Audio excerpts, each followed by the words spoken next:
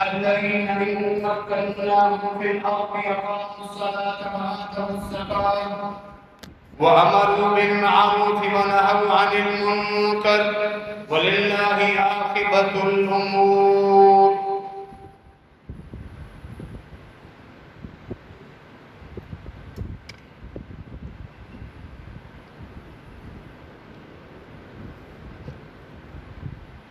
اہل اسلام کے لیے زمین پر تمکن اور آزادی اور زمین کے ایک خطے میں اختیارات اللہ تعالیٰ کی طرف سے دیے جانا، اللہ تعالیٰ نے اس کو اپنی بڑی نعمت قرار دیا۔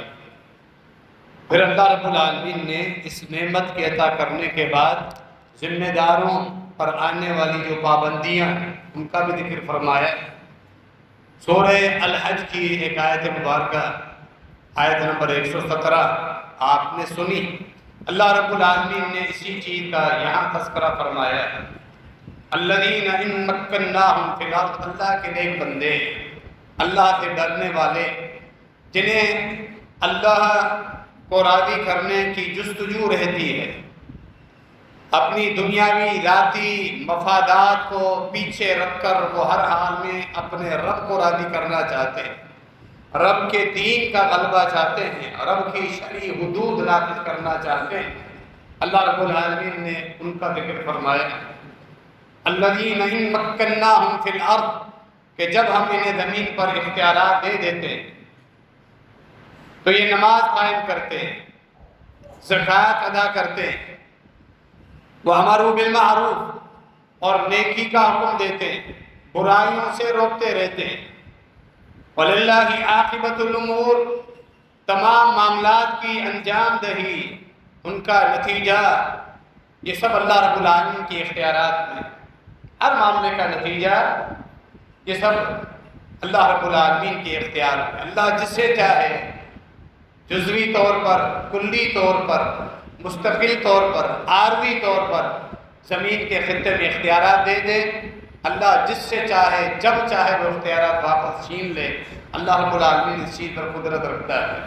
سورہ آل عمران کی وہ معروف آیت مبارکہ جس میں اللہ رب العالمین نے اپنی صفات کے ساتھ اس چیز کا ذکر کیا، باقاعدہ دعا سکھلائی، قُلِ اللَّهُمَّ مَالِكَ الْمُلْكِ تُؤْتِي الْمُلْكَ مَن تَشَاءُ وَتَنزِعُ الْمُلْكَ مِمَّن تَشَاءُ وَتُعِزُّ مَن تَشَاءُ وَتُذِلُّ مَن تَشَاءُ بِيَدِكَ الْخَيْرُ إِنَّكَ عَلَى كُلِّ شَيْءٍ قَدِيرٌ تُولِجُ اللَّيْلَ فِي النَّهَارِ وَتُولِجُ النَّهَارَ فِي اللَّيْلِ وَتَرْزُقُ مَن تَشَاءُ بِغَيْرِ حِسَابٍ۔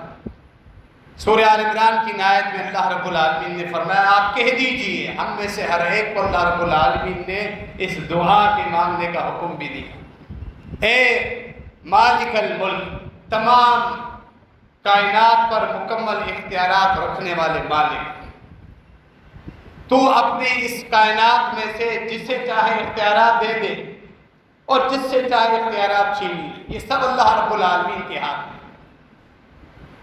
جسے چاہے تو عزت عطا کرے اور جس کو چاہے تو ذلیل کر دے، سب تیرے اختیارات میں۔ ہر قسم کی خیر بھلائی اے اللہ تیرے ہاتھوں میں ہے، تو ہر چیز میں قدرت رکھتا ہے۔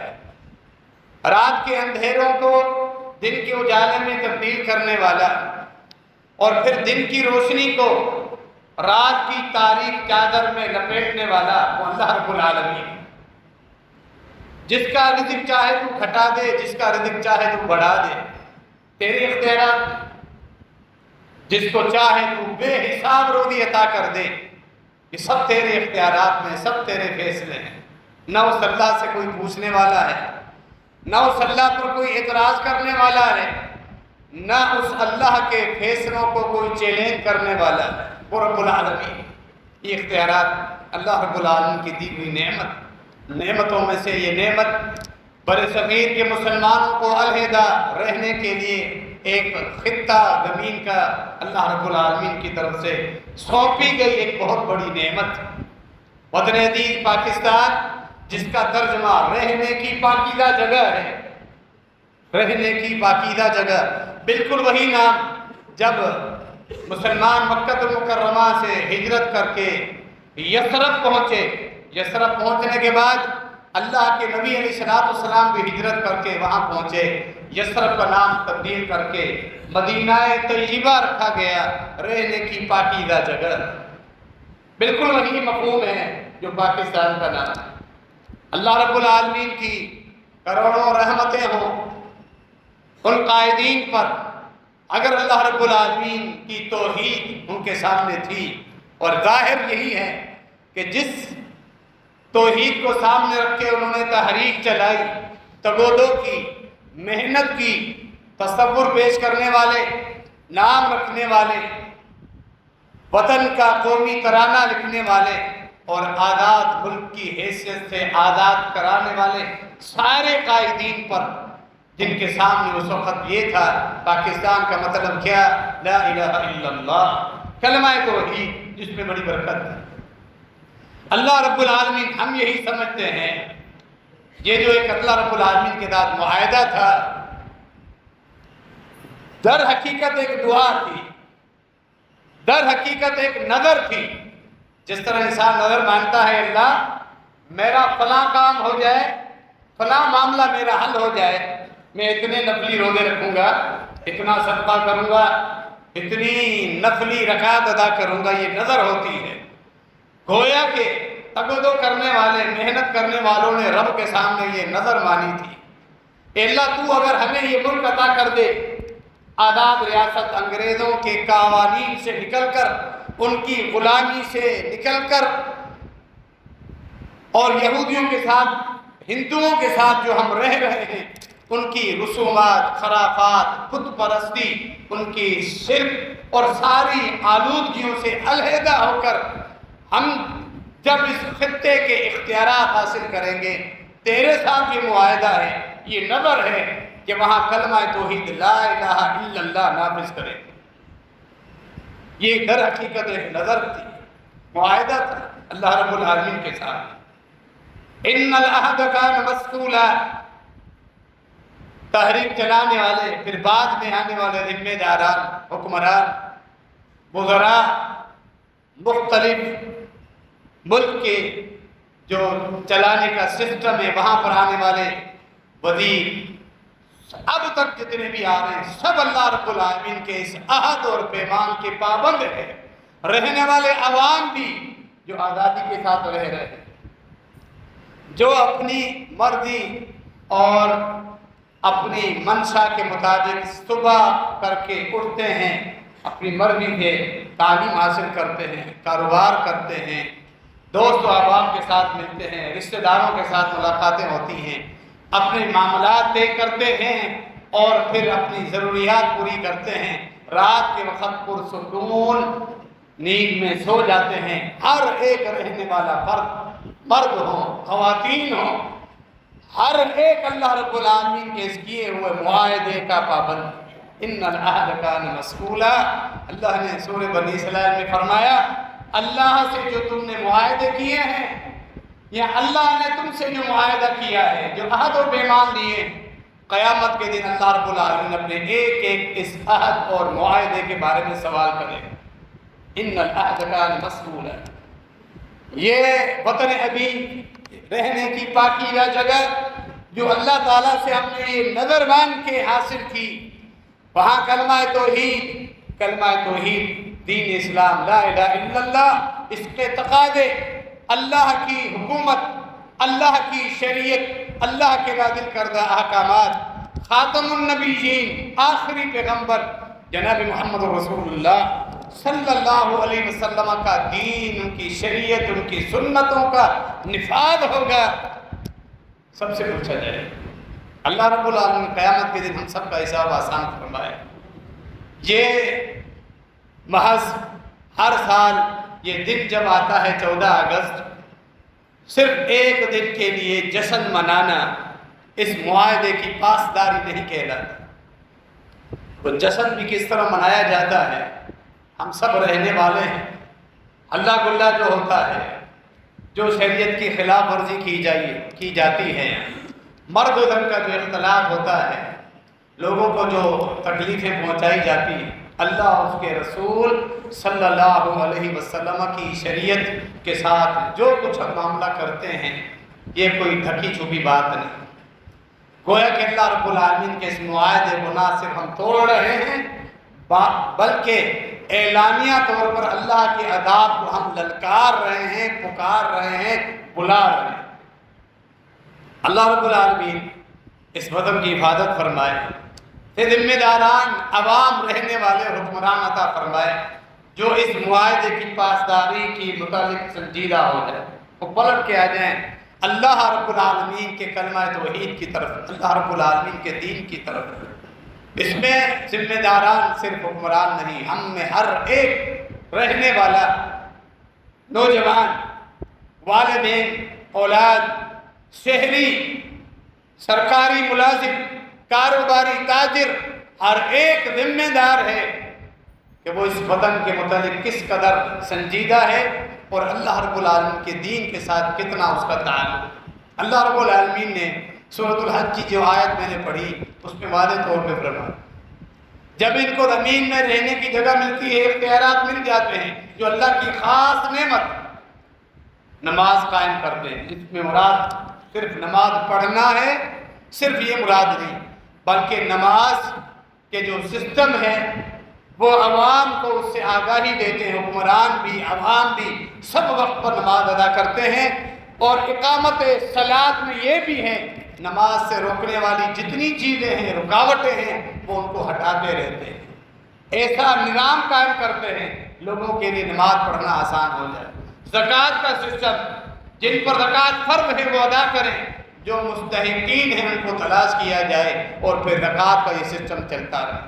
نیکی کا حکم دیتے رہیں اور گناہوں کو روکتے رہیں.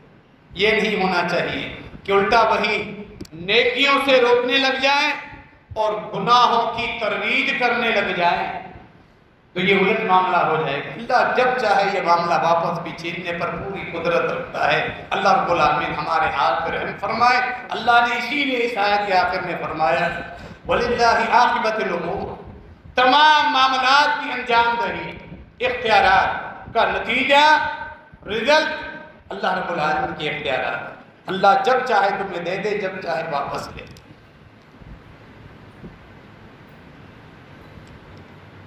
نیکی کا حکم دیتے ہیں، یہ ان کی ذمہ داری ہے. سب سے بڑی نیکی رب العالمین کی توحید، سب سے بڑی نیکی رب العالمین کی توحید، جو دین اسلام کا بنیادی رکن. دین اسلام کے 5 ارکان ہیں. سب سے پہلا رکن کلمہ توحید، لا الہ الا اللہ، جس کے اندر محمد الرسول اللہ ویسے ہی شامل. کلمہ توحید سب سے پہلا رکن. اس کے بعد نماز، پھر زکوٰۃ، رمضان مبارک کے روزے، اور پھر حج. یہی کلمہ توحید رکن ہے جو نظر مان کے اللہ سے معاہدہ کر کے ہم نے حاصل کیا. اور پھر اس وطن کو حاصل کرنے کے بعد رب العالمین کی توحید کے نفاذ کے بجائے اگر شرک پھیلایا جائے، عوام کی طرف سے بھی، حکومت کی طرف سے بھی مکمل شرک کے اڈے بنائے جائیں، باقاعدہ خانقاہی نظام کو تحفظ دیا جائے، اوقاف کھاتے کے نام پہ باقاعدہ بجٹ منظور کیا جائے، جہاں مزارات بنائی جائیں، مزارات اور قبر پرستی جہاں یہ بنیادی سب سے بڑا اکبر الکبائر جو گناہ ہوتا ہے شرک، اس کے لیے سہولتیں پیش کی جائیں، اس کو پروموٹ کیا جائے، تو اللہ رب العالمین کے اس معاہدے کو توڑنے کے مترادف. تو اللہ رب العالمین کی رحمتیں اور برکتیں پھر نازل نہیں ہوتی.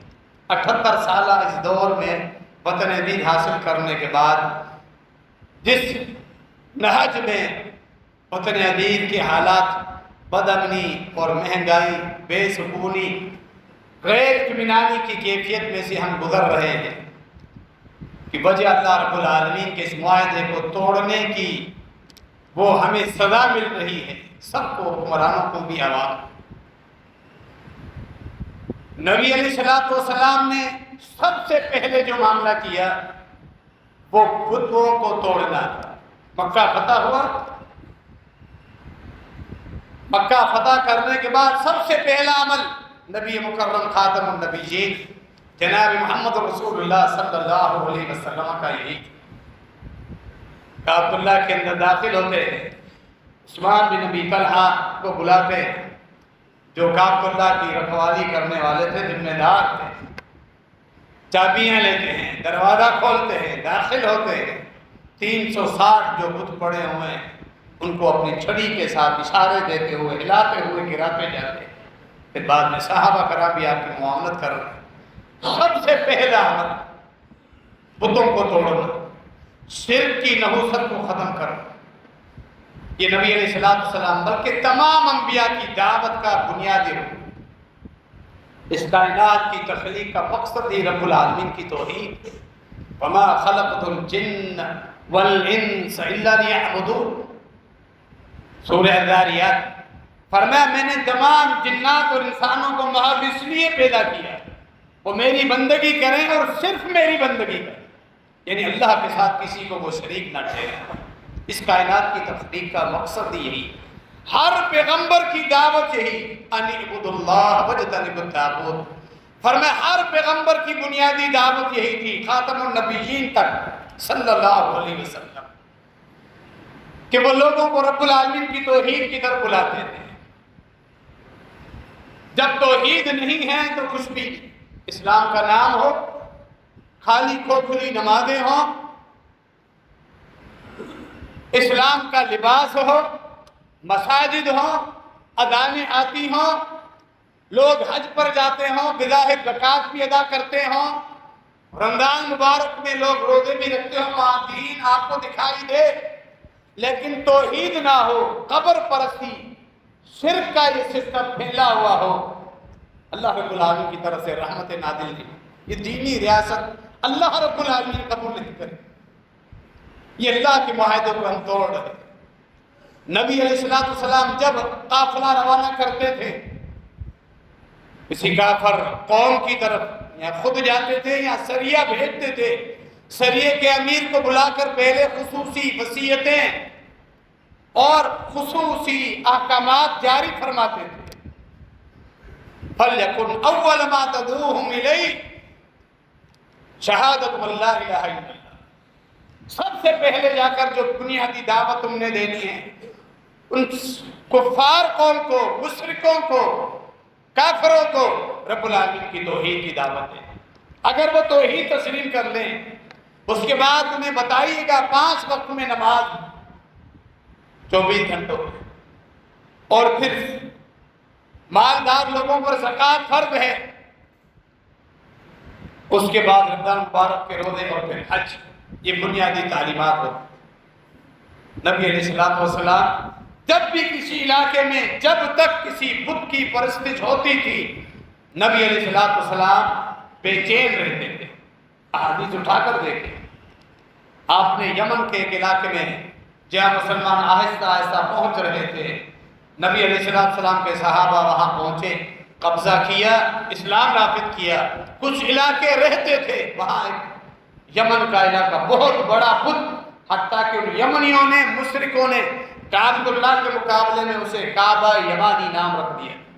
بہت بڑا بت جس کو وہ پوجتے تھے، اس کے لیے نظریں مانگتے تھے، اس کے لیے حاجت روائی کے لیے اس کے پاس پہنچتے تھے، نظر و نیاز، چڑھاوے چڑھانا، جیسا کہ آج کل کے مشرک قبروں پر، مقبروں پر، مزاروں پر کرتے ہیں، وہی معاملات اس بت کے ساتھ۔ جریر بن عبداللہ البجلی اسی علاقے کے، یمن کے علاقے پہ قبیلہ حمص کے اپنے ساتھیوں کے ساتھ آتے ہیں۔ اللہ کے نبی علیہ السلام 50 گھوڑ سواروں کو ان کے ساتھ بھیجتے ہیں۔ اے جریر جاؤ، سب سے پہلے ارحنی من دل خلص، یہ الفاظ ہیں نبوت کی مبارک زبان سے نکلنے والے۔ ارحنی من دل خلص، میں بے چین ہوں، مجھے سکون نہیں ہے جب تک اس ذل خلصہ کا یہ بت موجود ہے، لوگ اس کو پوج رہے ہیں، مجھے سکون کی نیند نہیں آ رہی۔ ارحنی کے اندر یہ سارا مفہوم موجود ہے، میں مطمئن نہیں، بے چینی ہے مجھے، مضطرب ہوں میں، مجھے اطمینان جب آئے گا جب اس علاقے سے شرک ختم ہو جائے۔ ارحنی من دل خلص، جریر بن عبداللہ البجلی رضی اللہ تعالیٰ عنہ کہتے ہیں مجھے گھڑ سواری کا تجربہ نہیں تھا، اکثر گر جاتا تھا۔ اللہ کے نبی علیہ السلام کے سامنے معاملہ رکھا، گھوڑے کی سواری کا اتنا تجربہ نہیں اور پھر گر جاتا، صرف اس لیے کہ رب العالمین کی توحید نافذ کرنے کے لیے میرا یہ ساتھی جا رہا ہے، میرا صحابی۔ اللہ کے نبی علیہ السلام نے اپنا مبارک ہاتھ، برکتوں والا ہاتھ سینے پر دے مارا۔ اس ہاتھ کے لگنے کی برکت تھی۔ جریر بن عبداللہ البجلی رضی اللہ تعالیٰ عنہ کہتے ہیں مجھے وہ تمکن ملا گھڑ سواری کا، وہ اعتماد حاصل ہوا، بعد میں کبھی بھی میں گھوڑے سے گرا نہیں۔ کیسے گر سکتے تھے جب نبی علیہ السلام کی دعا اور برکتوں والا ہاتھ لگ چکا؟ یہ اس لیے بھی تھا کہ میرا یہ ساتھی اب قیادت کرتے ہوئے ذوالخلصہ کو اٹھانے جا رہا ہے۔ صحیح بخاری میں واقعہ مفصلا موجود۔ وہاں پہنچتے ہیں جریر بن عبداللہ بجلی، لوگ محمد صلی اللہ علیہ وسلم کے بھیجے گئے صحابہ فوجی سپاہیوں کو دیکھ کے مروب ہو جاتے ہیں، ادھر ادھر بھاگ جاتے ہیں، کوئی بھی سامنے مد مقابل نہیں، بغیر جنگ کے سارا علاقہ فتح ہو چکا۔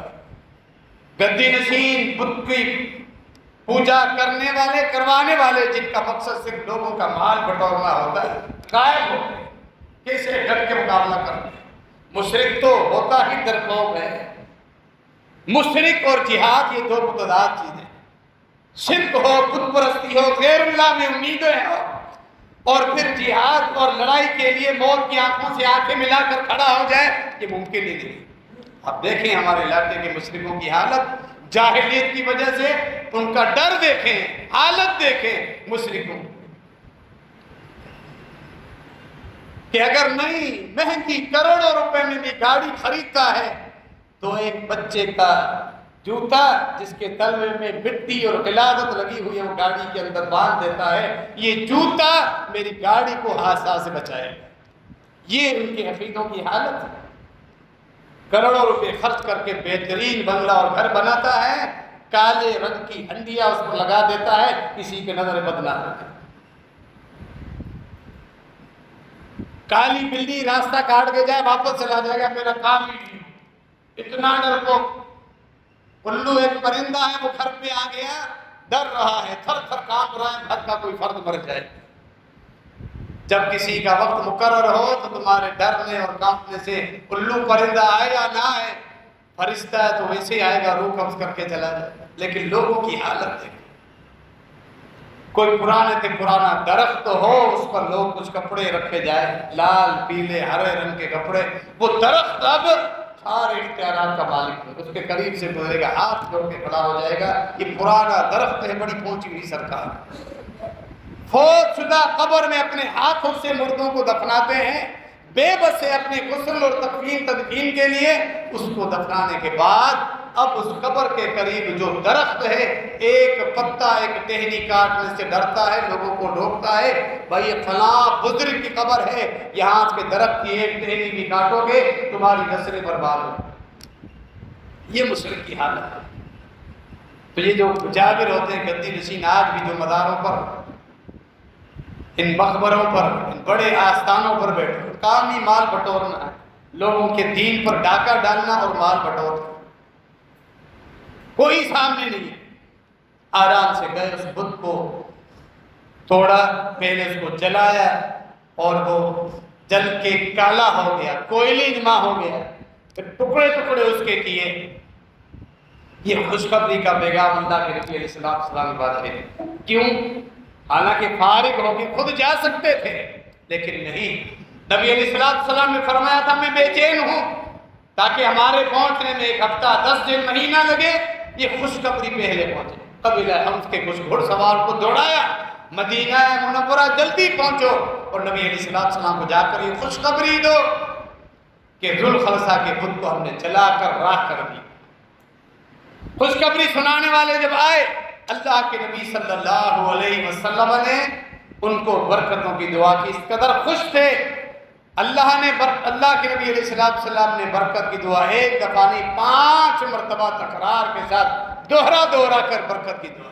اللہم بارک لی احمد، اللہم بارک لی احمد، احمد کو پینے والوں میں برکتیں ڈال دے، برکتیں ڈال دے۔ 5 مرتبہ دوہرا کر دعا کی، اس قدر خوش۔ توحید سب سے بنیادی چیز توحید۔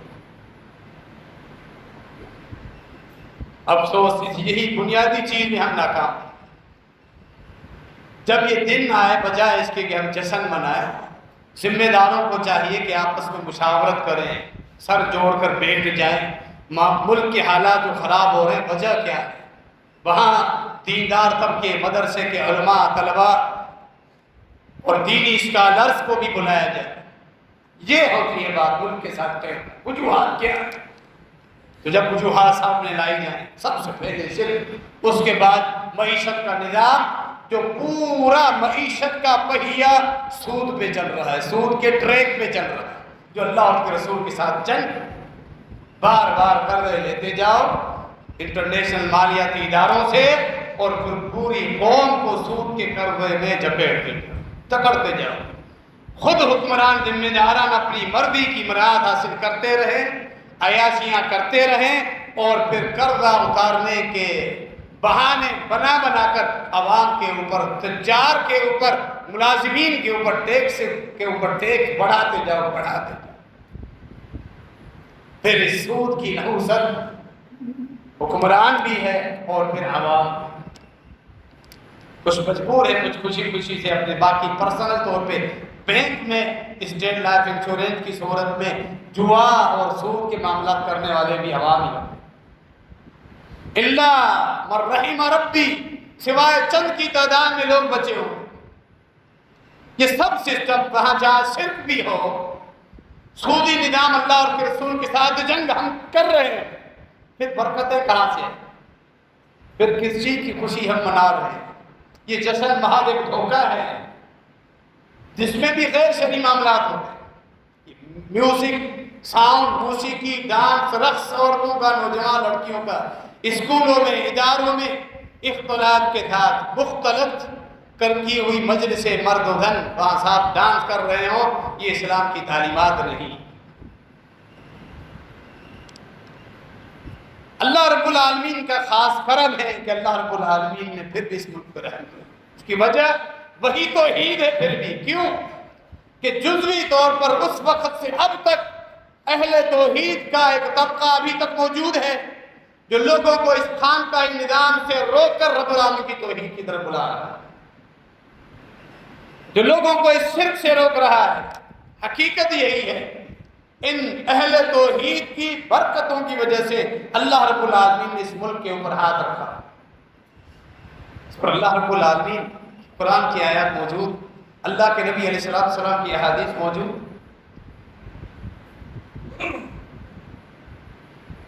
بلی نغمے بہت گائے جاتے ہیں، آپ سنتے ہیں، مختلف اچھے بڑے پیارے الفاظ ہوتے ہیں اگر ساؤنڈ اور میوزک ہٹایا جائے، جس میں ملک کی حفاظت، ملک کے لیے دعائیں، قومی ترانہ کتنا منظم اور کس قدر پیارے الفاظ چنے گئے، جہاں اللہ کی الہیت، حاکمیت، دین، اللہ کے نبی علیہ السلام کی شریعت، تعلیم، لوگوں کی مدد اور نصرت پر قائم یہ ریاست، کس قدر پیارے الفاظ، عمل نہیں، کلمہ توحید پر لیا گیا، کلمہ توحید کا نفاذ نہیں۔ اس چمن کا ہر ذرہ، اس چمن کے پھول، اس میں رنگ و آب تم سے، کون ہے تم؟ ہم اہل توحید کیا کہتے ہیں؟ تمام افراد مشرک نہیں، اس میں اہل بدعت نہیں، سود خور اس میں نہیں ہوتی، ان کی وجہ سے یہ ملک کے رنگ اور پھولوں میں رنگ اور آب آ رہے ہیں۔ جن یہ فضا تمہیں سے ہے، بحر و بر تمہارے ہیں، کن کے ہیں؟ رب کعبہ کی قسم اہل توحید کے، فضائیں بھی اہل توحید کی ہیں، بر و بحر بھی اہل توحید کے ہیں، مہتاب بھی اہل توحید کے۔ کیوں؟ اللہ رب العالمین نے قرآن نے فرمایا دنیا کو میں نے پیدا ہی رب کی اپنی توحید کے لیے کیا۔ وضاحت اللہ کے نبی علیہ السلام، صحیح بخاری میں حدیث ہے، صحیح مسلم، لا تقوم الساعہ حتی لا یقال فی الارض اللہ اللہ، فرمایا قیامت اس وقت تک قائم نہیں ہوگی جب تک اللہ کا نام پکارا نہیں جائے، نہیں ہوگی قیامت۔ مسند احمد بھی بتاتے حتی لا یقال فی الارض لا الہ الا اللہ، جب تک اہل توحید موجود ہیں لا الہ الا اللہ کہنے والے، فرمایا قیامت قائم ہے۔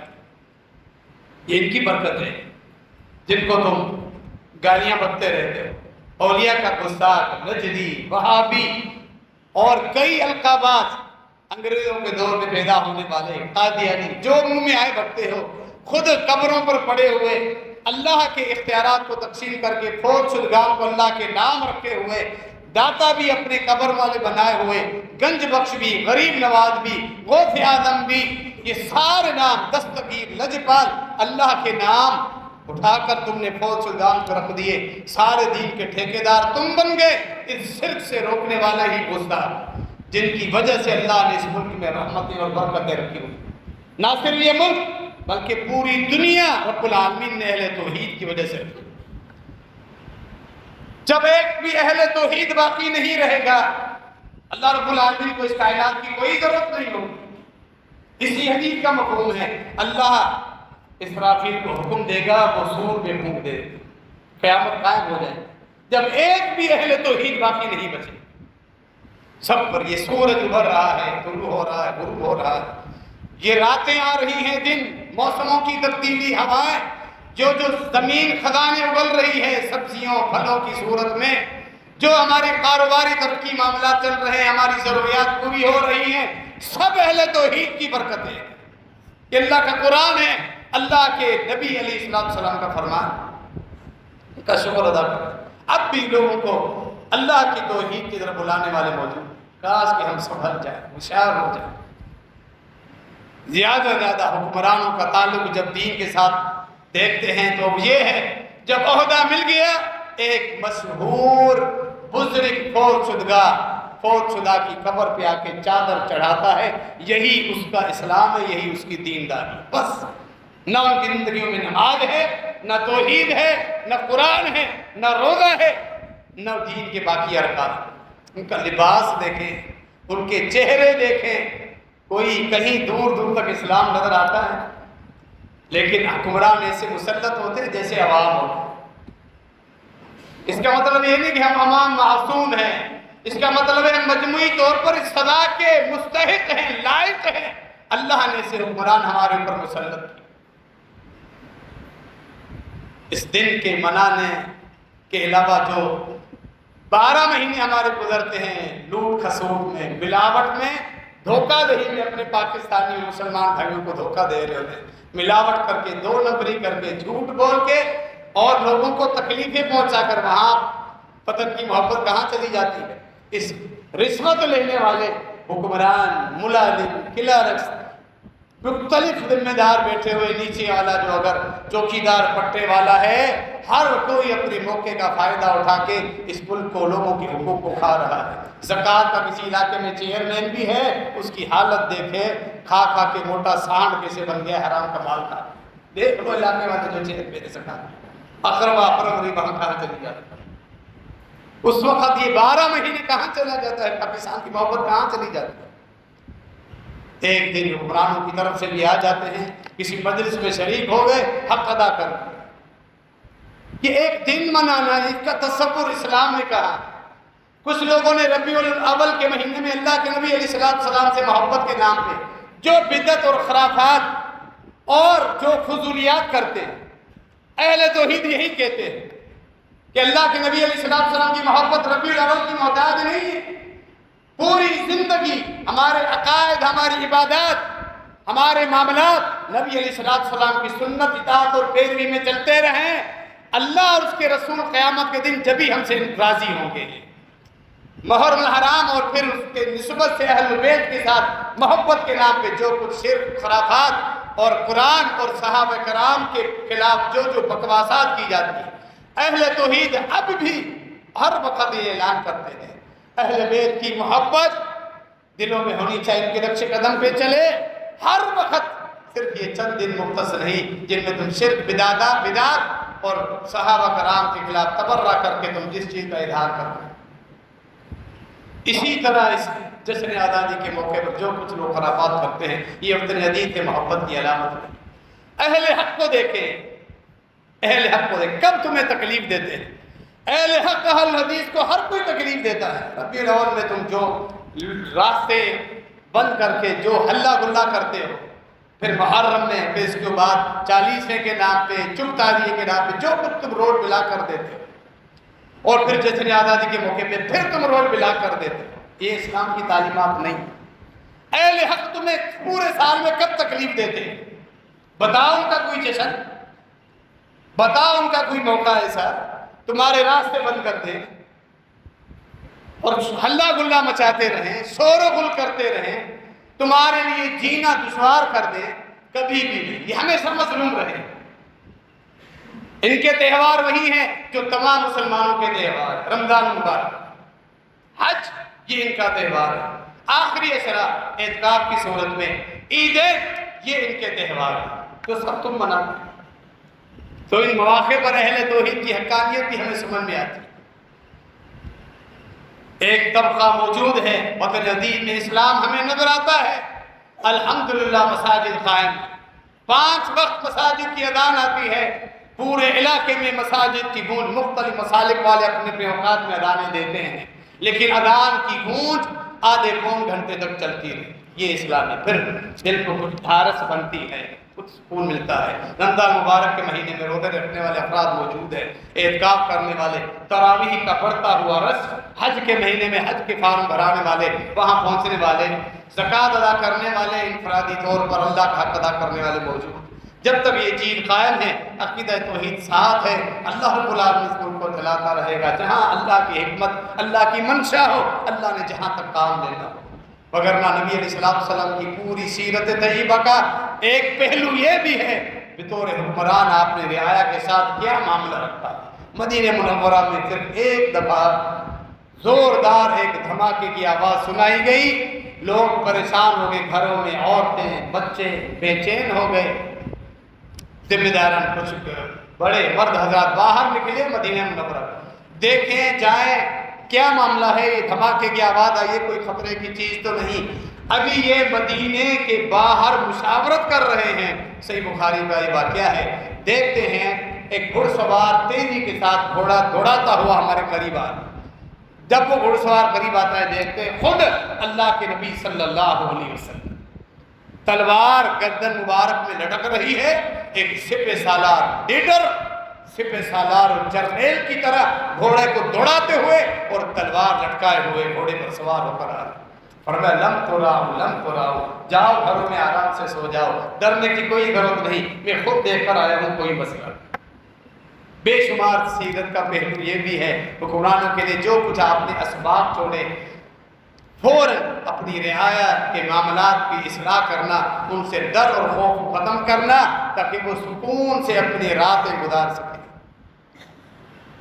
بعد میں اس نہج پہ عمل کیا خلفائے راشدین، وہ مثالیں اپنی جگہ موجود ہیں، رہنے والی جو رعایا ہے ان کی مثالیں اپنی جگہ موجود ہیں۔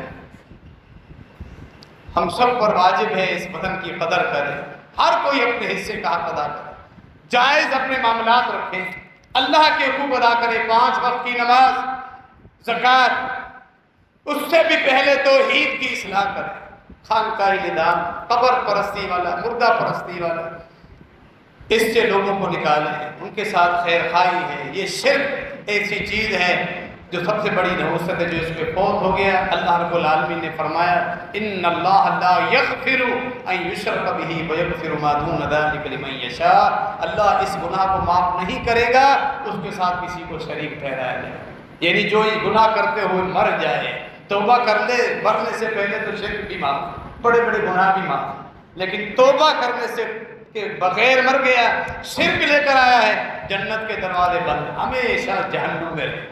اللہ رب العالمین ہمیں بنیادی عقیدہ اپنا سنوارنے کی توفیق عطا فرمائے، ہم اللہ کے دین کی طرف آ جائیں۔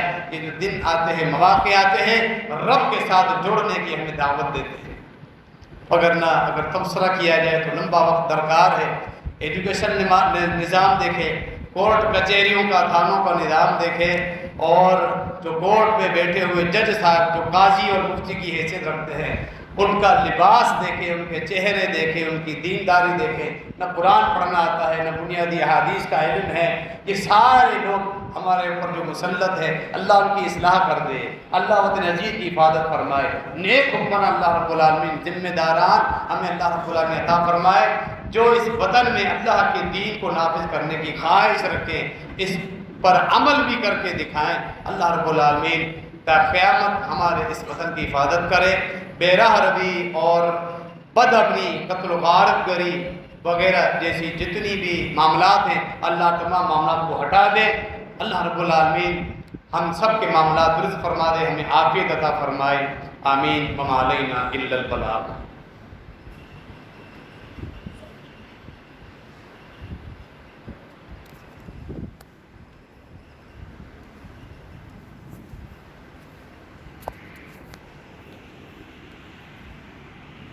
ان الحمد للہ